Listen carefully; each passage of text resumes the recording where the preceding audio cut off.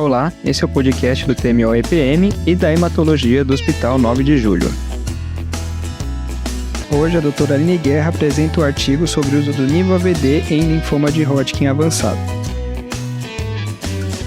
Hoje, mais uma sequência do que foi semana passada, né? Então, ficando no tema de linfoma de Hodgkin. Então, hoje eu vou falar sobre o uso do nivolumab, né, associado ao AVD em pacientes com linfoma de Hodgkin clássico, estadio avançado.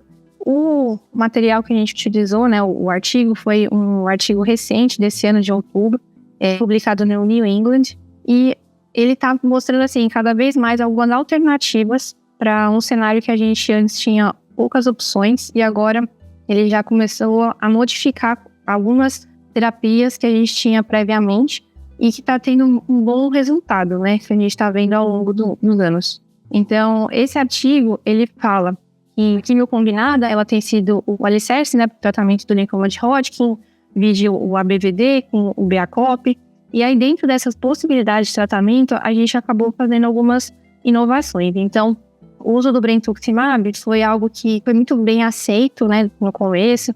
Ele acabou mudando alguns desfechos clínicos, só que ele também traz alguns eventos adversos, como a toxicidade dele, né? Então, principalmente dependendo do protocolo. Então, a gente tem muita neuropatia, mas quando você compara com outra opção que você tem na mão, será que ele é tão ruim assim? E isso foi alguns pontos levantados, né, na última aula também. Então, a gente teve comparação do BV-AVD com AVD e o BACOP com o BRCA. O artigo também mostrou que o uso do brentuximab também foi iniciado na população pediátrica. As crianças toleram melhor o brentuximab do que os adultos e, geralmente, eles têm um estilo de quimioterapia, né, de protocolo terapêutico um pouco mais agressivo. Então, eles fazem uma consolidação com rádio, na maioria das vezes, mas tem uma boa tolerabilidade, só que é bem tóxico. Então, esse tratamento, né, do nivo-AVD também foi uma alternativa para eles. Ele mostra que a terapia com o anti-PD-1, ela tem se mostrado segura e altamente eficaz, né, nos pacientes com linfoma de Hodgkin, refratários e recaídos. Bom, esse estudo é um estudo fase 3, multicêntrico, aberto, randomizado, que foi feito entre julho de 2019 a outubro de 2022, totalizou 994 pacientes.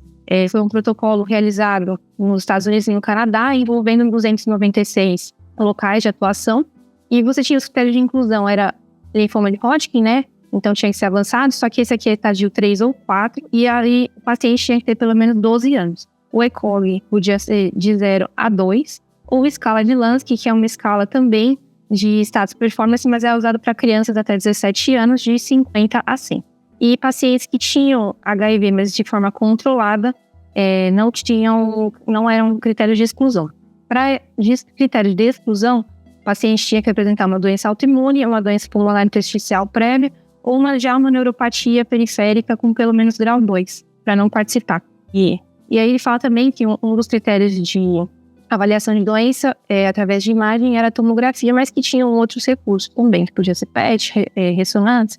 Então, esse estudo, ele era randomizado em 2 braços. Um braço era o NAVD e o outro era o BV-AVD, sendo que o BV-AVD, ele era ciclado a cada 15 dias, com um ciclo de 28 dias, e o granuloquine profilático era mandatório, por causa da neutropenia.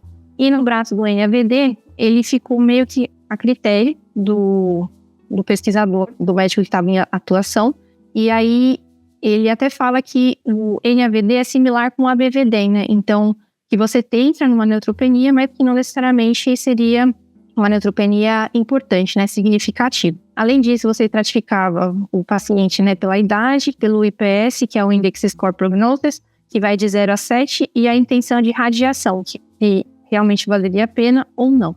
Então, dentro dos resultados, o que falam? Então, a média da população é uma população mais jovem, né, em torno de 26, 27 anos, sendo que a maioria era do grupo de etnia branca, e a doença era um estágio mais alto, né, então o estágio 4. Geralmente o IPS era um pouco mais baixo, em torno de 0 a 3, e viu que dentro de todos os resultados, né, dos itens selecionados, todos se beneficiaram com o NAVD. Nenhum, quando comparado de forma isolada, teve uma melhor resposta com o BV-AVD. Então, o estudo basicamente começou com 994 pacientes, eles foram 496 pacientes para o NAVD, 498 para o BV-AVD, e dentro desses subgrupos, você tinha apenas aqueles que tinham uma análise segura, 482 no grupo do NAVD e 476 no grupo de segurança do BV-AVD. E aí, aqui só foi uma subanálise, né? Então, dentro do NAVD, teve uma descontinuação precoce do tratamento de 37 pacientes, uma descontinuação por qualquer motivo que fosse de 46, redução da dose não foi permitido, radiação apenas em 7 pacientes e o uso de granuloquina em 274, porque só lembrando que era algo arbitrário, né? Então usava quem quisesse. E aí, do outro lado, você tinha do BV-AVD a descontinuação precoce em 58 pacientes, a descontinuação por qualquer motivo em 107 pacientes, a redução da dose em 129 pacientes, basicamente por causa das questões das toxicidades do brentuximab, a radiação em 4 pacientes e o de granuloquine em 467 pacientes. Então aqui, a sobrevida livre de progressão, você vê que as curvas elas são semelhantes, mas o NAVD ele acaba sendo superior. Então, no primeiro ano, você tem 94% do NAVD e 86% do BV-AVD de sobrevida livre de progressão. E quando você avalia isso em 2 anos, você vê que não muda muito. Então, acaba sendo 92% para o NAVD e 83% para o BV-AVD. Então, assim, o NAVD realmente mostra um ganho, né, em relação ao BV-AVD. E de sobrevida global, você tem que, os dois também são muito semelhantes, mas que quando você compara diretamente os subgrupos, você tem aqui que o uso do BV-AVD, a maior população afetada foi a idosa. Então, você teve uma quantidade de 9 pacientes que acabaram falecendo. E aí, principalmente, quando você analisa as causas de morte, infecção e sepse foi a maior causa, que fica aí um ponto, né, que é importante a gente ponderar se realmente a terapia vale a pena ou não. E aí, em segundo lugar, acabou ficando por outras causas que não fossem o câncer. E de eventos adversos, né, o que ele destaca mais é a náusea, só que o que a gente lembra mais, né, no dia a dia é da questão de neuropatia e de neutropenia. Quando você analisa os dois grupos, o grupo do NAVD, ele acaba tendo uma maior porcentagem de neutropenia, porém, isso está algumas vezes relacionado com a questão do granuloquine. E aí, quando você avalia de forma isolada a neutropenia febril, o grupo do BV-AVD acabou destacando. Então, pela questão de toxicidade. Então, são coisas que a gente tem que ponderar na escolha do tratamento. E a neuropatia realmente mostrou muito superior na questão do brentuximab. E fora outras causas, né, também, então, que a gente tem aqui na lista. Então, tem que lembrar que é sempre importante você avaliar todos os seus eventos colaterais quando você for escolher para o outro paciente. Tem que individualizar. Então, basicamente, o que ele fala? Que essa população que foi escolhida, né, ela está bem representativa do contexto do que o que são os pacientes com linfoma de Hodgkin em estadio avançado. E ele fala que o NAVD, ele apresentou um aumento de sobrevida livre, né, de progressão em adolescentes e adultos jovens, e teve uma melhor sustentação de resposta. Então, a gente viu que ele mantém, né, de 86% para 83%, então que não muda muito de um ano para o outro. Tem uma menor toxicidade, uma maior tolerabilidade também, melhores desfechos. Tem a questão da neutropenia, mas a neutropenia febril não foi algo tão relevante quando comparado com o BV-AVD, mas tem sim, tem que só lembrar. E quando você usa esse protocolo, você acaba usando menos radioterapia no final do tratamento, por uma questão de uma ação limitada. E aí, futuramente, o que eles estão querendo fazer é reduzir a dose dos antracíclicos a fim de conseguir reduzir a toxicidade também, mas mantendo de forma eficiente. Então, esses são projetos que ainda não foram elucidados. Os inibidores de PD-1, ele tem uma ação, né, ali, uma alteração genética no braço curto do cromossomo 9, e aí nas células de Reed-Steinberg, e aí ele faz aumento dos ligantes do PD-1. Por isso, talvez, que ele seja tão eficiente. E uma resposta que eu acho que pra gente é algo que pesa muito, né, em relação à escolha inicial do tratamento. E nos linfomas de Hodgkin refratário recaído, no estudo do Keynote, né, do EZ204, ele mostra de forma de monoterapia que o anti-PD1 versus o brentuximab, ele acaba sendo mais eficiente. Em relação ao BV-AVD, então, maior neuropatia periférica, por causa dessa questão de dupla inibição do microtubo, você combina, né, o vedotin com a vinblastina, e ele fala da questão da neutropenia, que você tem menos, mas por causa do granuloquina obrigatório, mas quando você avalia os dados, você vê que tem uma maior quantidade de neutropenia febril. E ele também acaba falando das doses cumulativas de doxorubicina, e que você até pode usar a DEX, o Zolsane, de uma forma concomitante para ajudar na cardiotoxicidade a longo prazo. Mas principalmente acaba usando em pacientes mais jovens. Não sei se na população adulta isso teria algum benefício. E aumento da incidência de câncer de mama de uma forma secundária, né, que é bem conhecida. E que na população idosa, que é onde realmente se destacou, foi essa maior tolerabilidade a essa terapia, né, com menos efeitos colaterais, e que as populações, tanto fit quanto unfit, talvez se beneficiem muito mais. Então, é algo que você acaba tendo uma maior adesão, né, e uma melhor resposta. E então, por causa disso, ele fala, então, de forma bem clara, que o BV-AVD, ele, para essa população idosa, ele tem que ser desconsiderado justamente por causa dos efeitos colaterais, e que acaba trazendo mais malefício do que benefício. Então, acho que de último ressalve que o artigo faz é em relação a realmente qual seria a melhor escolha, né? Então, a gente viu na semana passada do uso do Brecard, e esse aqui a gente está vendo o NAVD. Então, existe alguma terapia que é uma melhor que a outra? As duas são muito boas, mas eu acho que é igual que a gente já tinha conversado, né, da outra vez, a gente tem que avaliar cada paciente, qual seria o melhor tratamento de forma individualizada. Então, os protocolos têm suas ressalvas, mas não sei se é algo que a gente consegue falar para todo mundo sempre tudo, né? Então, acho que a gente tem que avaliar caso por caso. E que futuramente eles estão tentando achar alguns biomarcadores, né, que vão direcionar o paciente para essa melhor terapêutica. Algo muito longe de hoje, né, do que já está se falando. Mas acho que fica sempre essa questão, né, essa dúvida. E aí a gente vai fazendo com o que tem, né, na hora também, e o que é melhor para o nosso paciente. E é isso. Obrigada. Discussão. Tudo bem interessante, né? Estamos tendo um boom de estudos aí em forma de Hodgkin, né? Por muito tempo a gente ficou naquela dualidade de fazer uma terapia baseada na PVD, uma terapia mais intensiva baseada no BACOP ou alguma BACOD, né? Trocando aí a carbazina por outra carbazina.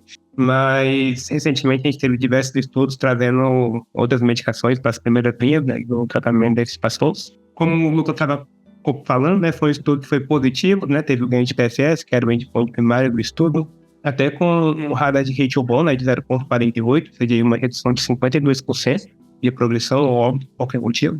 Então, achei um dado bem interessante mesmo.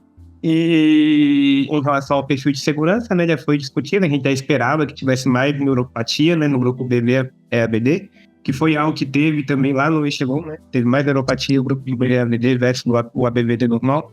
E o que chamou a atenção é o grupo que está com o anti-PDL1 não teve um maior número de eventos autoimunes, né, hepatite, pneumonite, essas coisas do gênero, o que mostra a segurança da droga. Então, visto isso, né, a gente tinha que o Echelon 1 ganho de OS, ganho de PFS em relação ao ABVD, então estava se tornando uma terapia padrão em muitos lugares, mas eu acho que agora com esse estudo aí meio que a gente fica, pelo menos para mim, né, ainda na procuração, ficaria meio que de lado o BV-AVD na primeira linha do tratamento do paciente com Hodgkin, né. Então, basicamente, seria aí ou o Brecard ou o Nivo-AVD para esses pacientes. Além disso, eu acho que, se eu não me engano, né, Pedro, vem me corrijam, mas eu acho que, inclusive, o Nivolumab é mais barato do que o Brentox, né? Que, tipo, se eu não me engano, o Brentox é uns 20 e poucos mil e o Nivolumab é uns 8, 10 mil. Então, além de ser mais tolerável, também é mais barato, né? E uma coisa que chama a atenção é que não é uma terapia guiada por PET. Então, sabe, no serviço que você trabalha, se não tem uma medicina nuclear muito organizada assim, pode ser uma terapia boa, porque não precisa do PET para poder guiar. Mas ao passo que, por exemplo, no Brecard, a gente consegue reduzir o grau de uso de quimioterapia por conta que a gente consegue avaliar o PET Inter, então reduzindo o número de ciclos de 6 para 4, por exemplo. Então, isso aí tudo a gente pode conversar com o paciente. Foi um estudo positivo, então, como o Breno também reforçou aí, então, nós temos uma droga com o melhor perfil de toxicidade, e por si só, e chama atenção também que o Breno colocou, as toxicidades relacionadas às questões imunológicas da droga, né? Desde o Echelon, o BVAVD já vinha com um perfil de toxicidade de neuropatia bem relacionado, com descontinuidade do tratamento, importante, não era desconsiderável esse dado. E uma droga que tem um benefício nível AVD, né, a combinação, tinha um artigo interessante, um artigo bem desenhado, né, nós estudamos fase 3, com uma linha bem multicêntrico, realizado em 256 centros, né, Estados Unidos, Canadá, tem uma população homogênea nos dois braços, ponto positivo do estudo, são características homogêneas, e é um estudo positivo, né, no que ele se propõe, um estudo que teve a validação de uma maior PFS relacionada ao esquema do AVD. Além disso, os pacientes tiveram menor toxicidade relacionada ao maior sobrevida de evento do AVD em todas as idades, especialmente naqueles pacientes mais idosos. Então, se torna um arsenal terapêutico importante aí no tratamento. Me corrija se eu estiver errado, e para pacientes estágio 3 e 4, existe um dado do Reton para fazer o ABVD, uma PFS até razoável, e tem um estudo que é fase 2, que eu estava dando uma olhada, que é o Checkmate 205, que compara o nível AVD com a BVD na população em primeira linha, e também nos recaídos refratários, que a gente tem um benefício maior de PFS do nível AVD, mas ainda assim é questionável a toxicidade em ambos são aceitáveis, comparando com o esquema BVD, e então assim, eu acho que basicamente nisso, como o Breno falou, eu não usaria BVAVD nas primeiras linhas devido à toxicidade, o nível se tornaria um arsenal interessante, mas ainda assim consideraria fazer o esquema que a gente já faz, próprio ABVD, o Brecad, ainda, e se considerar, a gente tem que considerar um perfil de toxicidade pulmonar ainda nesses esquemas que a gente ainda faz,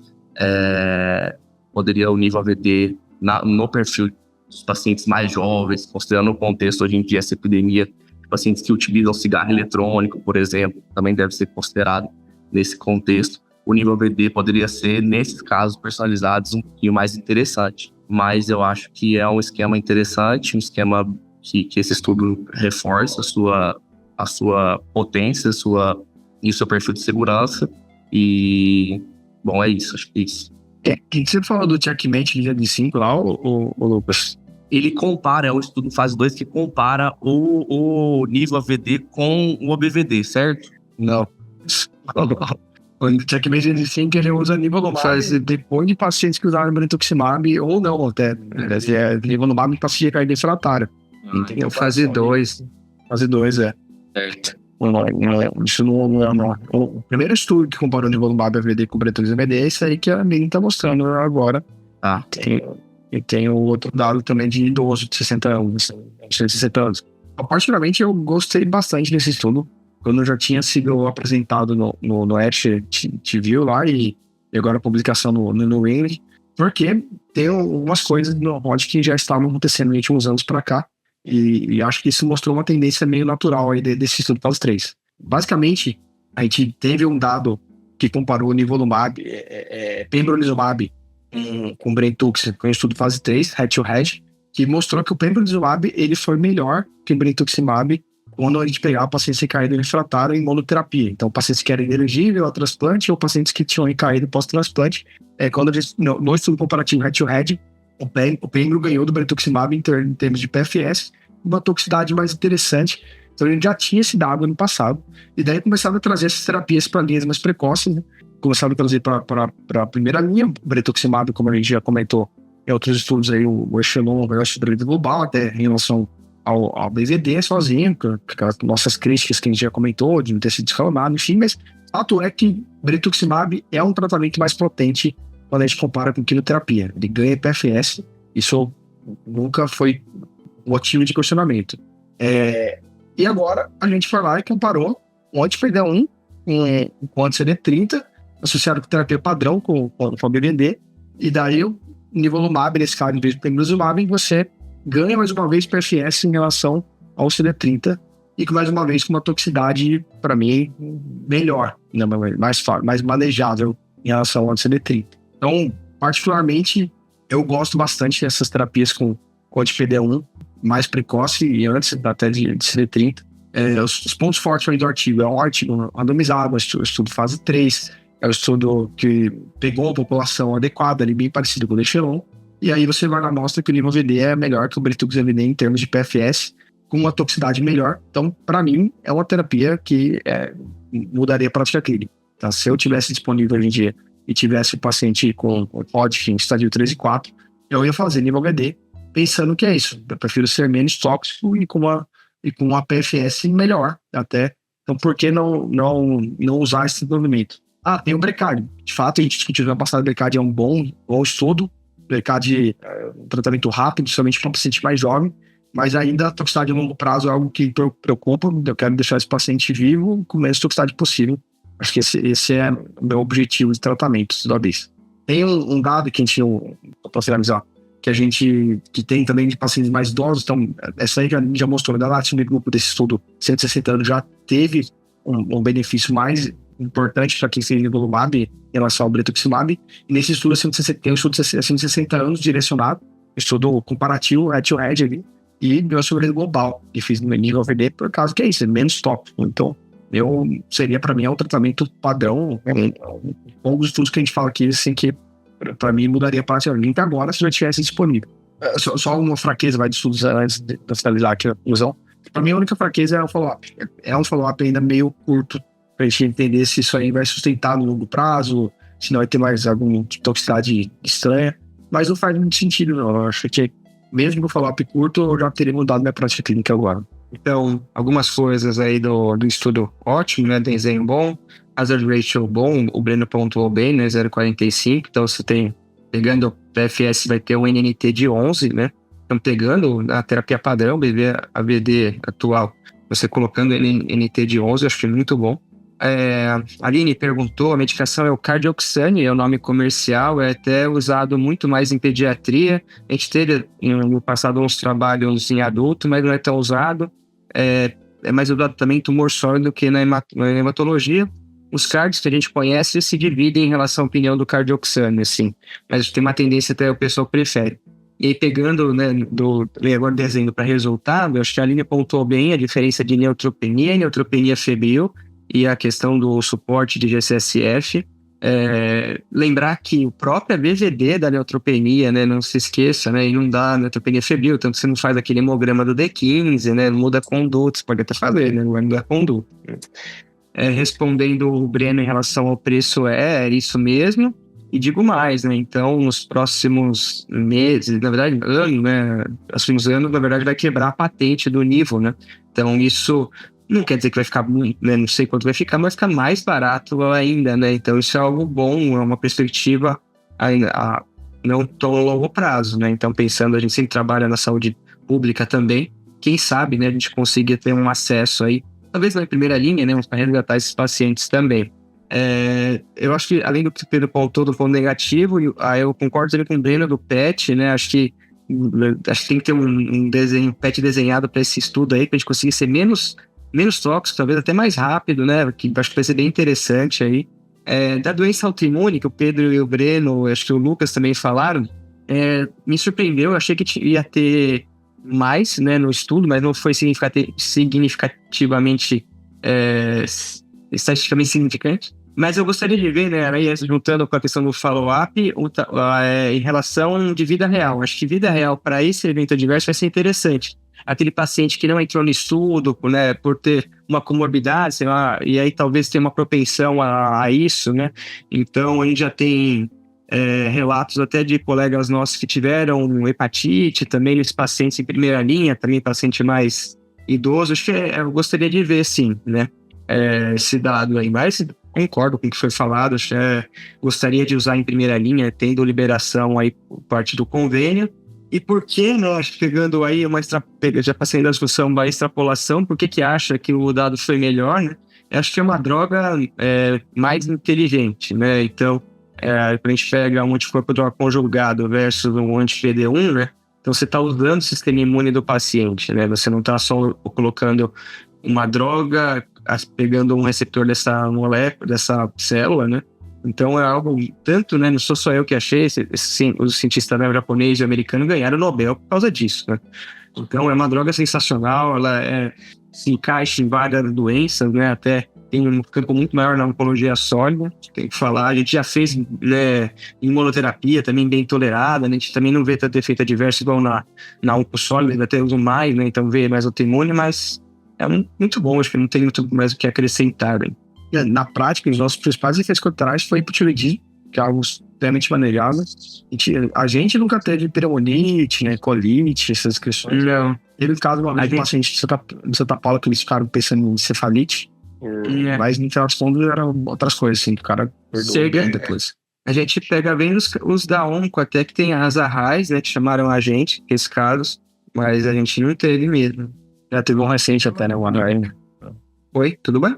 Pensando em trazer o Nivo-AVD para a primeira linha de tratamento do Hodgkin, vocês acham que muda em relação ao resgate? Porque a gente tem que os melhores dados são o resgate com anti-PD1, né? Tanto o NICE quanto o PMDGVD, por exemplo. Vocês acham que mudaria alguma coisa? Dependendo da forma que é melhor.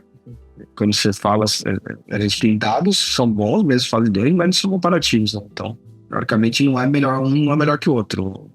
A gente gosta mais pela mesma coisa. Menos tóxico e uma boa efetividade. Então, acho que daria para usar Britux se você quiser em segunda linha. Se você quiser fazer BV-GMOX, BV-AIS, BV-DAP, né, que tem todos os dados.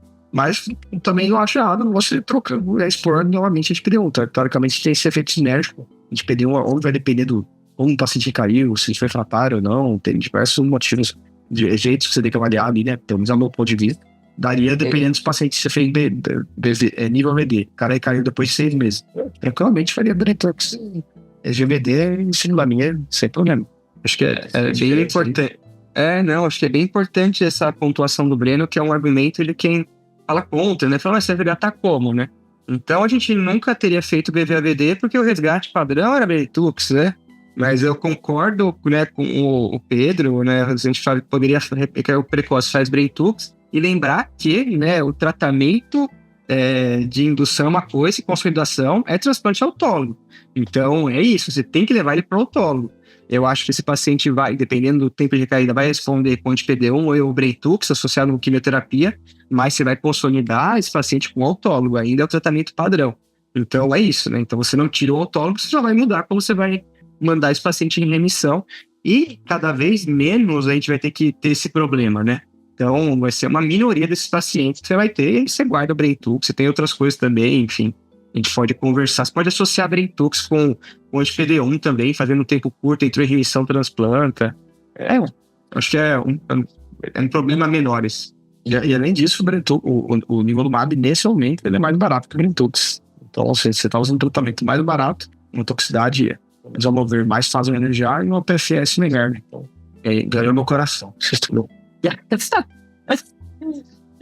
Dá pra filme ou não? Dá, sim.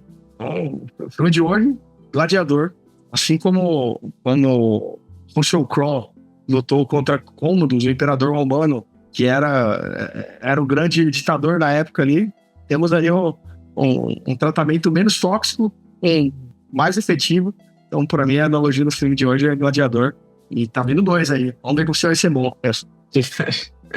O pessoal não tá gostando muito, não, né? Mas eu pensei que ia falar algum filme romântico aí que roubou o seu coração, sim. Não. Titanic, você chorou no final, assim. Gladiador, mais guerra, né? Mais batalha. É bom. Sextou? Fechou. Tchau, pessoal. Bom dia aí. Então, por hoje é isso. Até a próxima semana. Tchau.